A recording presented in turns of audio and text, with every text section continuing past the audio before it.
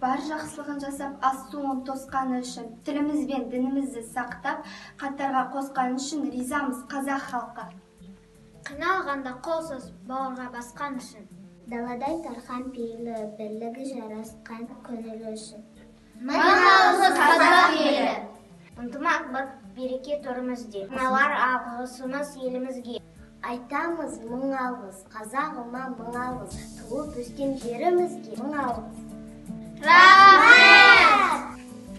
Тағдыр тәлкегімен Қазақстан жеріне еріксіз қоныс аударған түрлі этнос өкілдері құтты қонысқа айналған қазақ жері мен қонақжай қазақ халқын тағзым етеді. Қазақ халқы қиын қыстау заманда олардың басына түскен ауыртпалықты қайыспай бірге көтере білді. Бұл бүгінгі таңда еліміздің түрлі ұлт өкілдерінің арасында адамгершілік қарым-қатынастың өнегелі өлшеміне айналды. Елімізде тыныштық пен үндестік, өзара келісімділік пен барлық қазақстандықтарға деген құрметтің орнығуына негіз болған, бейбітшілік пен келісім саясатының салтанатты күніне айналған алғыс айту күні құтты болсын.